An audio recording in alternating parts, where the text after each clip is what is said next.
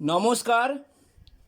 বিবিসিপি ব্রজবাবুর ছোটদের পাঠশালায় এখন শুরু করছি চতুর্থ শ্রেণী পাতাবাহার বাংলা এই বইয়ের নরহরি দাস এই গল্পের হাতে কলমে এর 8-এর দাগ। আমি এর আগে একবার 7-এর দাগের বর্ণ বিশ্লেষণ সম্বন্ধে ভিডিও পোস্ট করেছি। এই মুহূর্তে আমি 8-এর দাগের ভিডিও পোস্ট করছি। আগে নির্দেশটা পড়া যাক। নিচের কথাগুলির মধ্যে কোনটি বাক্য নয় চিহ্নিত করো। এই কথাটি জানতে গেলে, শিখতে গেলে, বুঝতে গেলে আগে বাক্য কাকে বলে সেটা আগে ভালো করে একটু জেনে নেওয়া প্রয়োজন। বাক্য কাকে বলে, জানার আগে আবার শব্দ কাকে বলে জানতে হবে।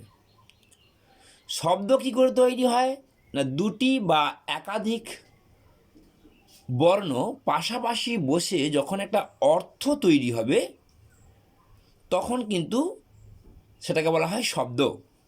যে কোনো ইচ্ছে মতো দুটি বর্ণ বা তার সঙ্গে স্বরমাত্রা যোগ করে দিলে সেটা কিন্তু শব্দ হবে না। ঠিক তেমনিভাবে আমরা একাধিক শব্দ পাশাপাশি বসিয়ে যখন একটি মনের ভাব সম্পূর্ণরূপে প্রকাশ করছি তখনই সেটাকে বলা হয় বাক্য। একাধিক বলতে কমপক্ষে 3টি শব্দ ব্যবহার করতেই হবে। আমি এর আগে একটি ভিডিওতে বলেছিলাম SVO ইংরেজিতে এবং বাংলাতে SOV।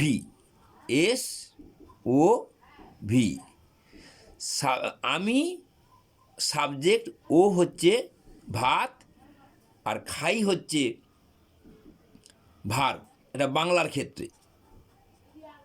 আর ইংরেজির ক্ষেত্রে SVO সাবজেক্ট আমি খাই ভাত, আই ইট রাইস। তাহলে আমরা যেহেতু বাংলা নিয়ে আলোচনা করছি তাই সাবজেক্ট, অবজেক্ট এবং ভার্ব কমপক্ষে 3টি শব্দ দিয়ে বাক্য তৈরি করব। কিন্তু এখানে তো দেখা যাচ্ছে প্রতিটাতেই 3টি শব্দ আছে, কিন্তু আবার এখনই জানলাম যে শব্দগুলো বসানোর পরে তার একটা বক্তার মনের ভাব সম্পূর্ণরূপে প্রকাশ পেতে হবে, তখনই সেটাকে বলা হবে বাক্য। তা যে ক্ষেত্রে 3টি থাকলেও বক্তার মনের ভাব প্রকাশ পাচ্ছে না সেটা বাক্য নয় হয়ে যাবে, আর প্রকাশ পেলে সেটি বাক্য হয়ে যাবে। তাই এবার আমরা মূল বিষয়ে চলে যাচ্ছি। মাঠের পাশেই বন, এটা কিন্তু মনের ভাব সম্পূর্ণ প্রকাশ পাচ্ছে। এটাকে ইংরেজিতে যদি আমরা তৈরি করি সহপাঠক সমন্বিত শিক্ষার জন্য, ইংরেজিটাও যদি একটু বুঝে নিই, the forest is next to the field বা বিসাইড দ্য ফিল্ড। টু হবে না, তখন নেক্সট হলে টু হবে, বিসাইড হলে টু হবে না।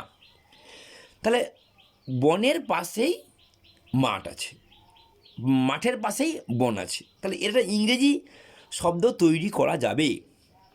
কিন্তু যখন আমি ভাত, আই ইট, এখানে কিন্তু মনের ভাব প্রকাশ পেল না, আই ইট রাইস দিতে হবে।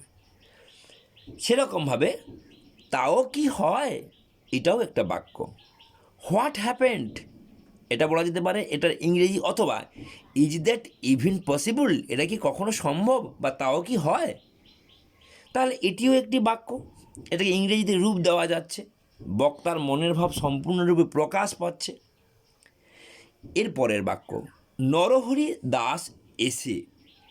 দেখুন, বাক্যটা শোনার পরেই বোঝা যাচ্ছে বা মনে হচ্ছে যে এসে তারপরে কিছু একটা ঘটনা ঘটবে, কিন্তু সেটা এখানে পরিষ্কার বলা নেই, তাই এটা বাক্য নয়। এটাকে বাক্য নয় বলবো। আমি সেখানে গেলে কি হতো, সেরকম কিছু ভাব সম্পূর্ণ প্রকাশ পায়নি, তাই এটাও বাক্য নয়। ছাগল ছানা বাড়ি ফিরে এলো, বক্তা তার মনের ভাব সম্পূর্ণরূপে প্রকাশ করে দিল। ইংরেজিতে হচ্ছে দি কিড রিটার্নড হোম। বাচ্চাটা বাড়ি চলে এলো, ছাগল বাচ্চাটা।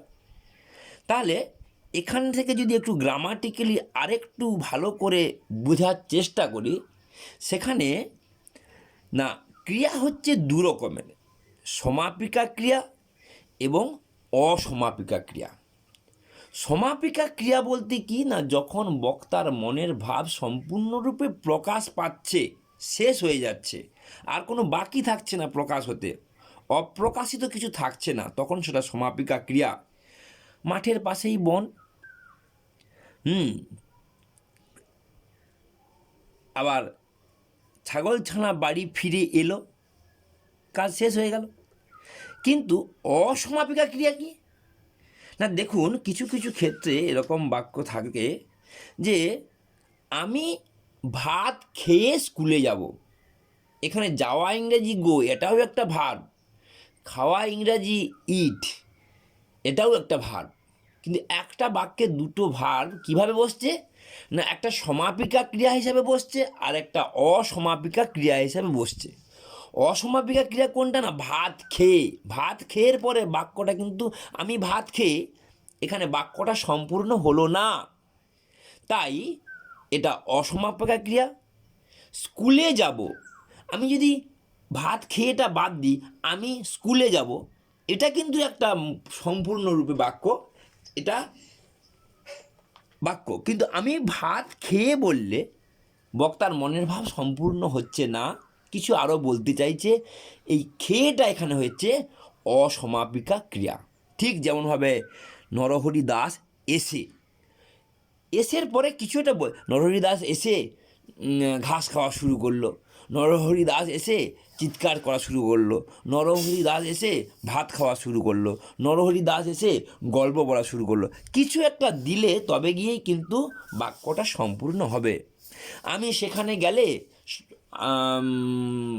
জঙ্গল দেখতাম, আমি সেখানে গেলে বাজার করে আসতাম, আমি সেখানে গেলে গল্প শোনাতাম।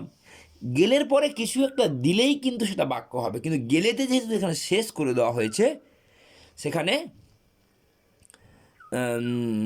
আর লেখার একটা বাক্য হলো না।